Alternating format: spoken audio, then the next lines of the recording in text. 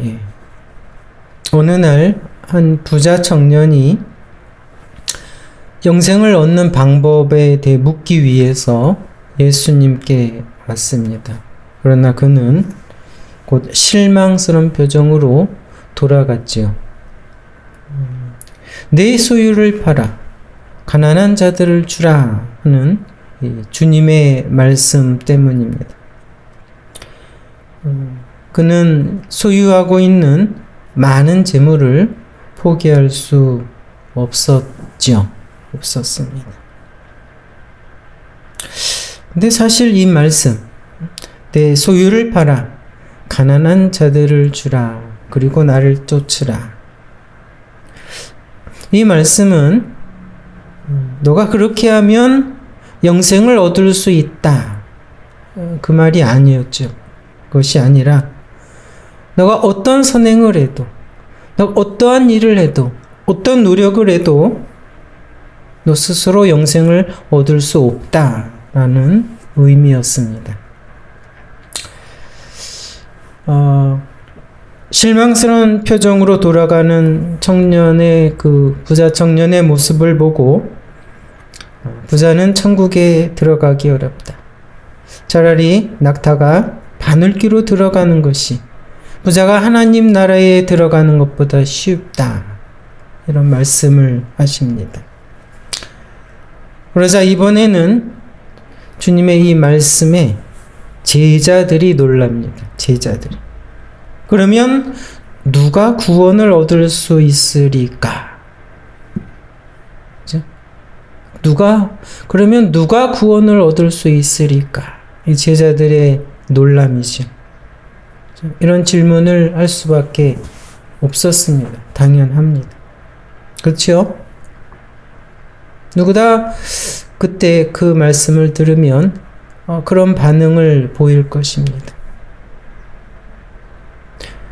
많이 가진 자나 적게 가진 자나 자기의 모든 소유를 가난한 자들을 위해서 아무런 미련 없이 다 내어줄 수 있는 사람이 어디 있을까요?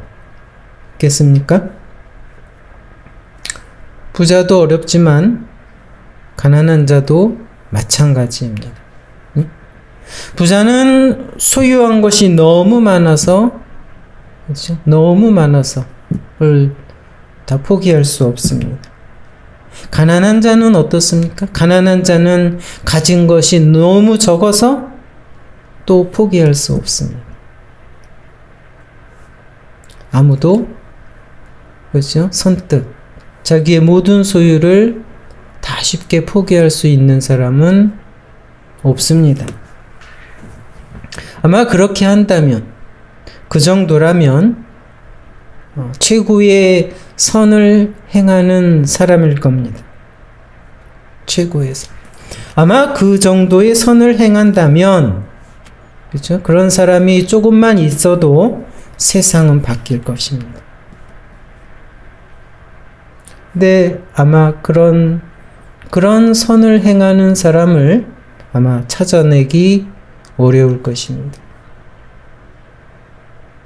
그래서 여러분, 그 최고의 선에 도달하기 위해서 처음부터 세상을 등지는 어려운 결단을 하는 사람들도 있죠. 수도자라고 하죠. 수도자. 처음부터 세상을 등지고 무소유의 삶을 추구하며 온갖 고행을 합니다. 그러면 영생을 얻을 수 있습니까? 그래도 얻을 수 없습니다. 성경은 인간의 어떠한 선행도, 어떠한 행위로도 영생에 이를 수 없다고 분명하게 선포합니다. 여러 번 선포합니다. 그래서 하나님께서 그 아들 예수 그리스도를 이 땅에 보내신 거죠. 예수 그리스도의 십자가, 복음, 그것이 유일한 길입니다. 세상에 아무 소망 없는 모든 인생에게 주어진 유일한 영생의 길이다 하는 거지.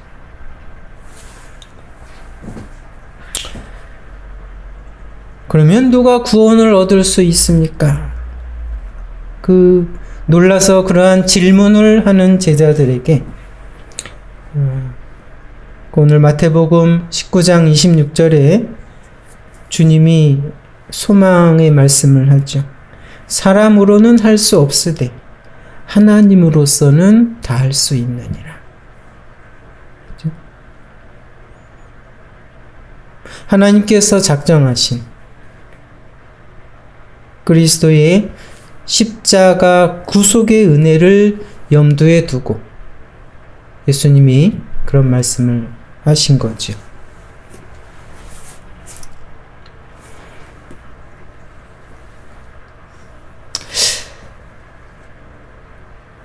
이 모든 것을 지켜보던 베드로가 그때 바로 나섭니다. 오늘 본문 27절이죠. 베드로가 대답하여 가로되 보소서 우리가 모든 것을 버리고 주를 쫓아싸우니 그런즉 우리가 무엇을 얻으리까? 이게 무슨 말입니까? 우리가 모든 것을 버리고 주를 쫓아싸우니 그런즉 우리가 무엇을 얻겠습니까? 뭐죠? 부자 청년은 못했는데 자기들은 그것을 하고 지금 따라왔다 이 말이죠. 자기들은 했다 이겁니다. 했습니까? 그랬죠. 그랬습니다. 그렇죠? 처음 주님이 제자들을 찾아왔죠. 고기 잡는 제자들을 찾아와서 나를 따르라는 말씀에 그들은 그물을 버려두고 또 배와 그 부친을 버려두고 예수님을 따라 나섰습니다. 그물, 어부들에게 그물은 뭡니까? 배는 뭐지요? 생존 수단입니다. 생존 수단. 그의 삶에 있어서 가장 중요한 생존 수단입니다. 그것을 버리고 쫓았다. 그렇습니다. 베드로가 얘기한 것처럼 모든 것을 버리고 따라왔다 이겁니다. 근데 베드로와 제자들은 좀 정말 다른 사람들이었을까요? 베드로와 다른 제자들은 어떤 자격과 어떤 조건을 가지고 있는 사람들이었습니까?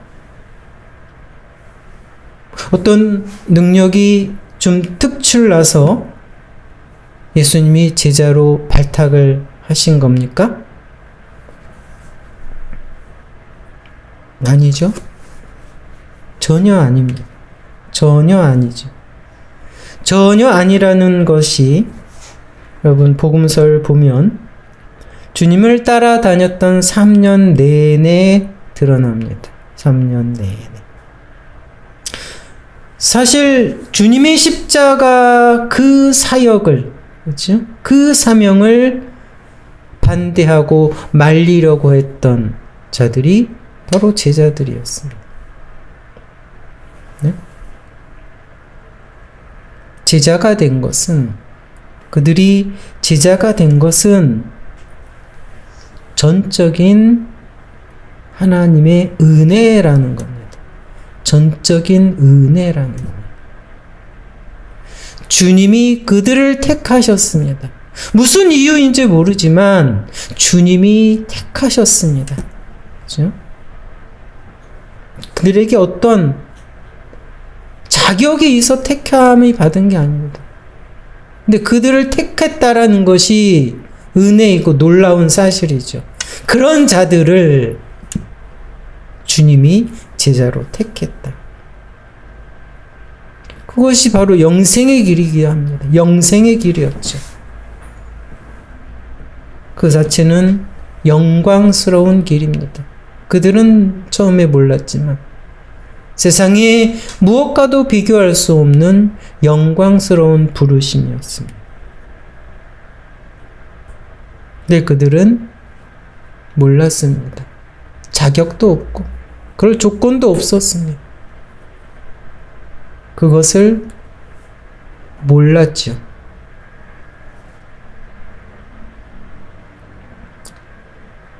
그래서 베드로가 그런 말을 하는 겁니다. 우리가 모든 것을 버리고 주를 쫓았습니다. 무엇을 얻겠습니까?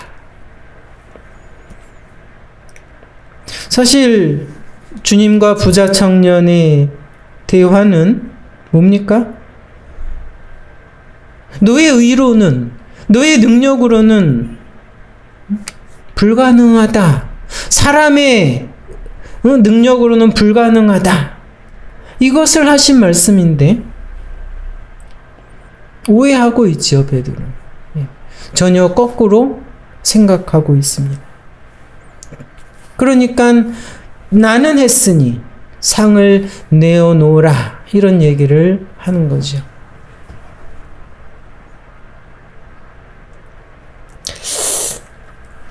안타깝지만 아직 미숙하기에, 그렇죠? 아직 복음을 온전히 깨닫지 못하기, 예습성이 아직 많이 남아있기, 그런 것입니다. 주님도 그런 베드로와 제자들의 수준을 다 알고 계시죠. 다 알고 계시죠.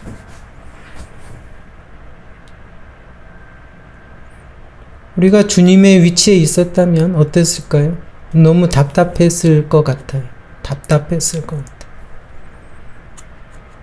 주님의 마음은 어떠하셨을까? 자, 그런데 안타까운 것은 지금 그리스도인 중에 많은 사람들도 베드로와 같이 생각하고 살아가는 그러한 그리스도인들이 많다라는 겁니다. 많다라는 겁니다. 그렇죠? 우리도 모든 것을 버리고 쫓았으니, 그렇죠? 복을 달라. 이런 식의 생각이죠. 그러니까 여러분, 이제 신앙인의 삶은 다르죠. 신앙인의 삶, 믿음의 삶, 그렇죠? 근데 여러분, 믿음의 삶은 당연한 것이고 자연스러운 것입니다. 무슨 어떤 특별한 능력이나 여러분 특별한 의, 선행 이것이 아닙니다. 그냥 당연하고 자연스러운 삶입니다. 사람이 태어나면 어떻습니까? 부모의 품 안에서 먹고 자라고 또 배우고 그러죠. 그래서 어른이 됩니다. 그것이 당연하고 자연스러운 성장의 과정입니다. 그런 것처럼 여러분 믿음의 삶,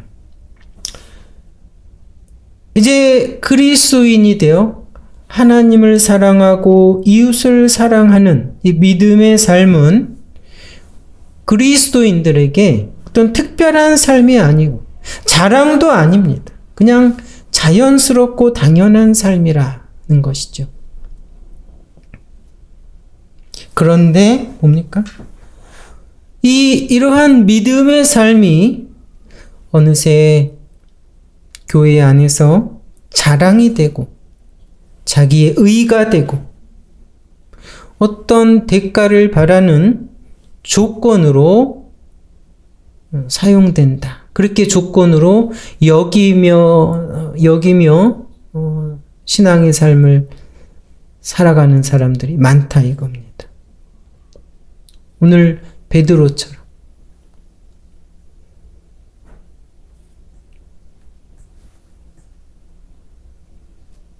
그렇죠? 여러분, 예배하죠. 우리 주일이 되면 신앙인은 예배를 합니다. 기도를 하지요.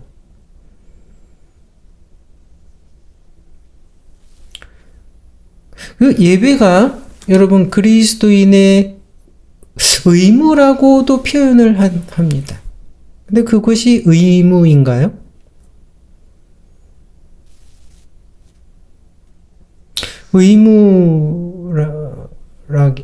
의무라기보다는 여러분 그냥 자연스러운 삶입니다. 자랑할 것도 아니고 칭찬을 받을 것도 아닙니다. 사람은 호흡하고 먹고 움직여야 사는 것처럼 여러분 이제 그리스도인은 그런 신앙의 삶을 자연스럽게 살아가야 합니다. 예배하고 또 기도하는 것은 나를 구원하신 하나님에 대한, 나를 지금도 보시고 인도하시는 하나님에 대한 감사와 또 사랑의 표현이지요. 자연스러운 반응이다 이겁니다. 예배하고 기도하고 하는 것은 전혀 의무라고까지 할 것도 없습니다. 칭찬할 것이나 자랑할 것은 전혀 아니고 의무라고 표현하는 것도 별로 안 맞지 않습니다. 당연한 것입니다.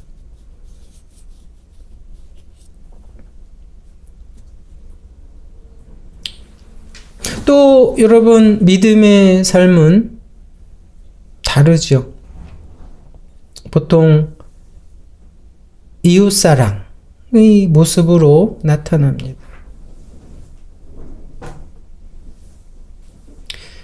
여러분, 글쎄 여러분은 많이 보지는 못했을 것 같지만 보통 교회는 봉사와 헌신이 있습니다. 그렇죠? 이웃에 대한 봉사도 있고 이웃을 향한 배려와 사랑이 있습니다. 근데 그것은 그러한 삶을 사는 그리스도인이나 교회는 여러분 칭찬을 받을 것이 하나도 없어요. 왜요?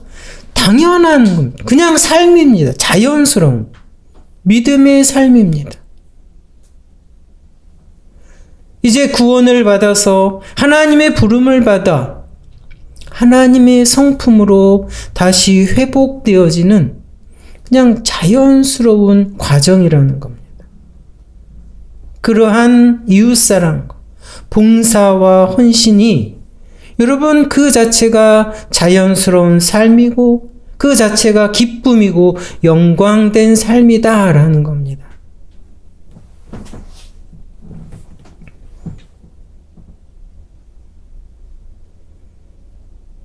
마태복음 25장에 주님께서 이제 재림 때 마지막 때의 그 상황을 양과 염소의 비유를 통해서 설명을 하시죠. 근데 이제 그 오른편에 있는 의인들, 그러니까 믿음의 삶을 살아온 참된 믿음의 사람들에게 칭찬을 하십니다. 내가 줄일 때 먹을 것을 주었다. 내가 목마를 때 너희가 마실 것을 주었고, 내가 벗었을 때 너희가 입을 것을 주고, 내가 옥에 갇혔을 때 너희가 나를 돌아보았다. 이런 칭찬을 하지요. 그러니까 그 주님의 말을 들은 의인들이 의아해합니다. 아니, 주님 언제 우리가 그런 일을 했습니까? 언제 우리가 주님이 그런 모습을 보고 마실 것과 먹을 것을 주고 돌아보았습니까? 무슨 말입니까? 여러분, 그 의인들은, 그렇죠? 믿음의 삶을 산 사람들은 전혀 자기들의 그 행위를 의식하지 못하고 있다는 겁니다. 이 땅에서 행한 그러한 선행들을, 그러한 봉사와 헌신을, 이웃사랑을 전혀 여러분 의로, 그렇죠? 선행으로 의식하지 않고 살았다라는 거죠.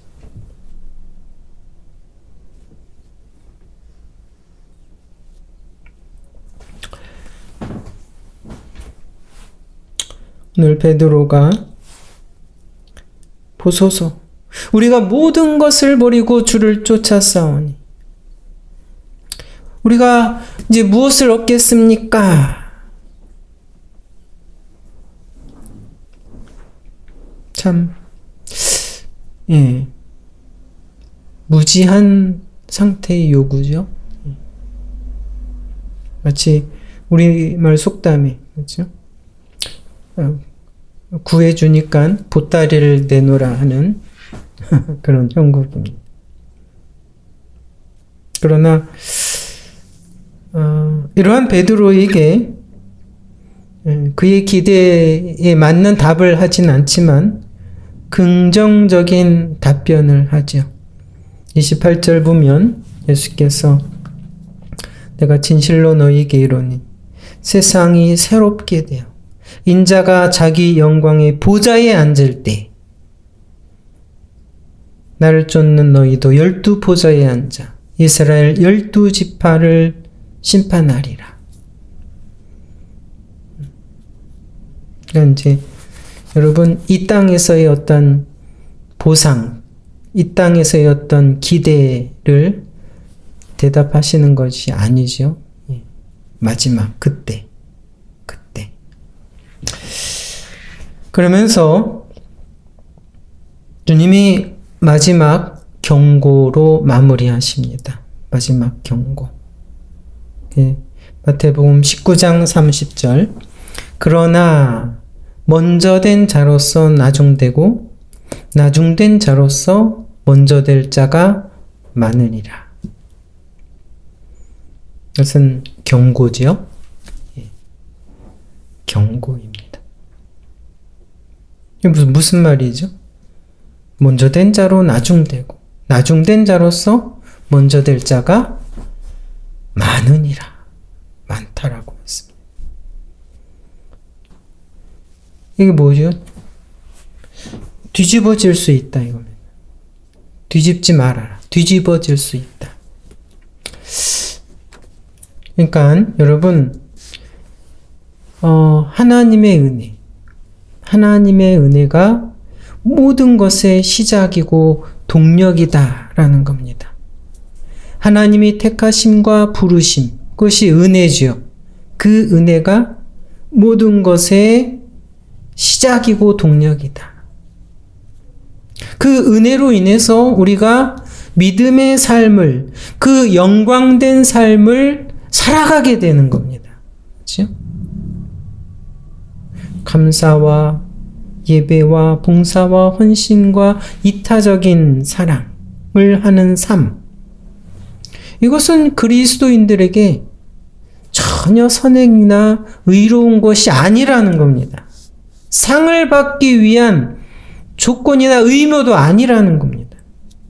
그냥 하나님의 은혜를 받은 자에게 나타나는 자연스러운 반응이다 라는 겁니다. 이것을 분명히 기억을 해야 됩니다. 여러분 이 순서를 뒤집지 말라 이겁니다. 뒤집지 말라.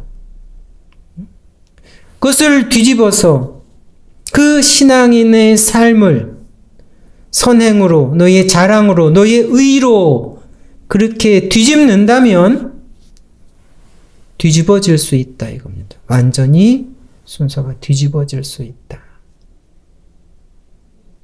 뒤집지 마라.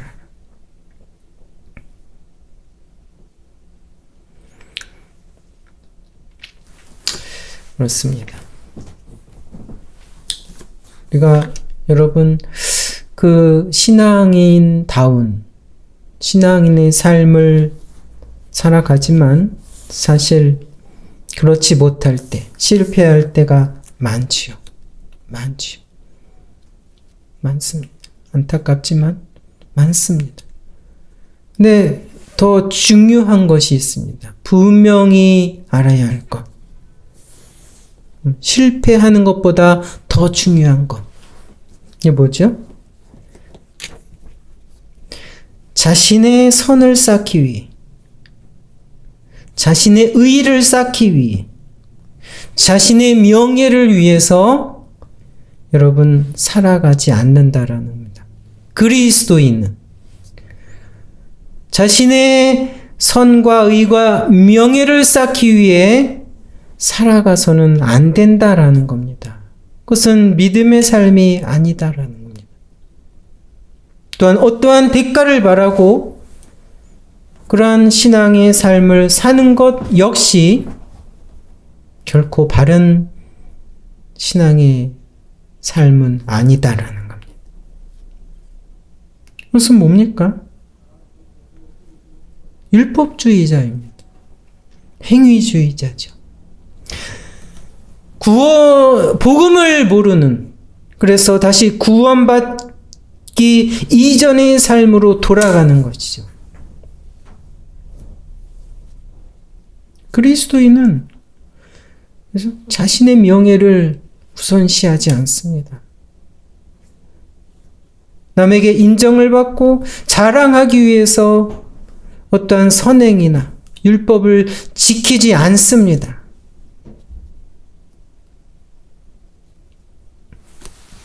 그래서 베드로후서에는 2장 20절에 이렇게 얘기합니다.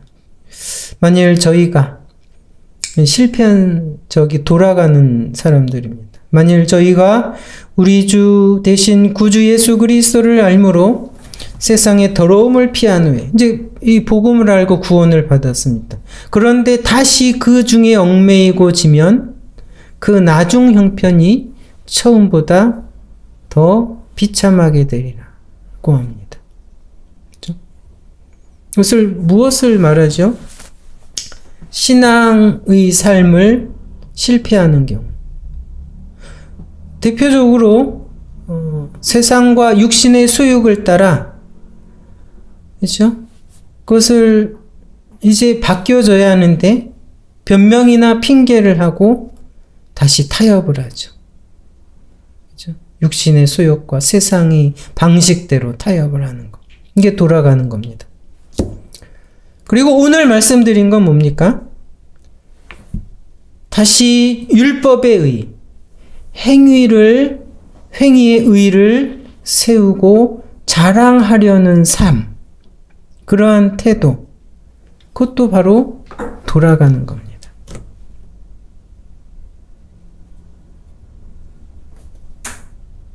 그런 걸 그 유대에는 그런 속담이 있었나 봅니다. 베드로후서 2장 20절에는 그런 상태를 개가 그 토하였던 것에 돌아가고 돼지가 씻었다가 더러운 구덩이에 도로 누운 상태다라고 얘기합니다.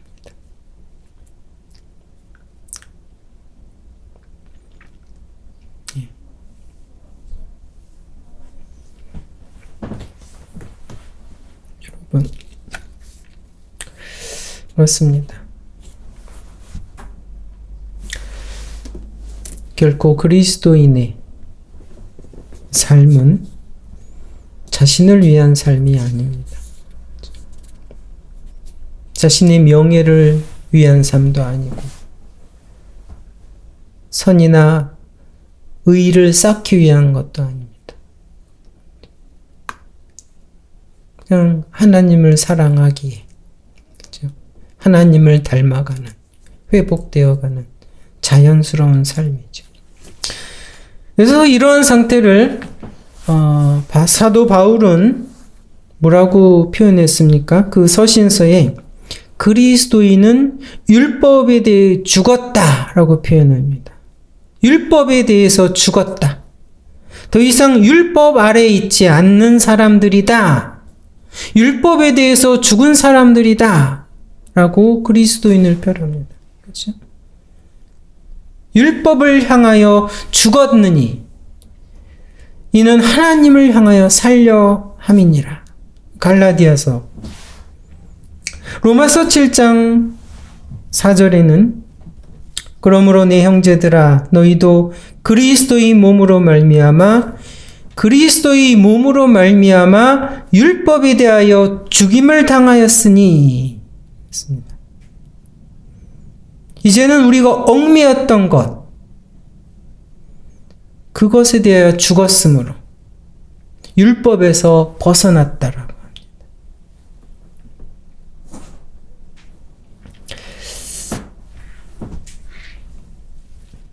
여러분, 그리스도인의 삶은 이제 자신에서 벗어난 사람들입니다. 자유한 자들이죠. 다시 율법주의로 돌아가고 자신의 자랑과 의를 위하여 사는 삶으로 돌아가는 것.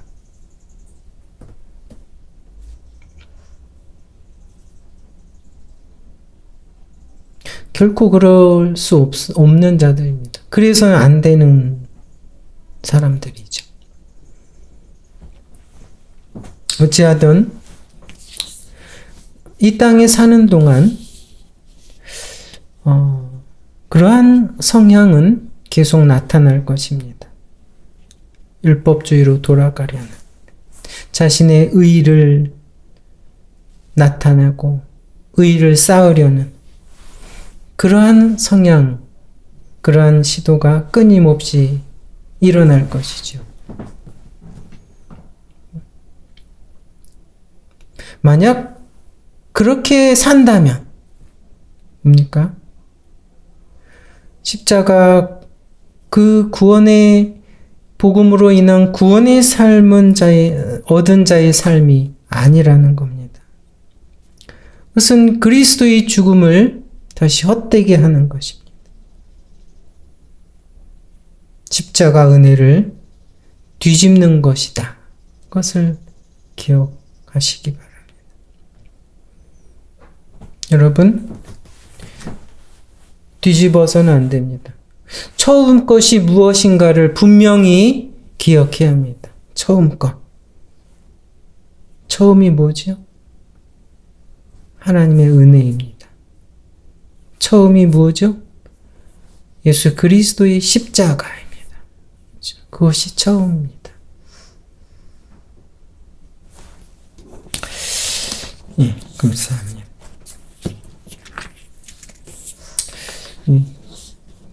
다 같이 찬송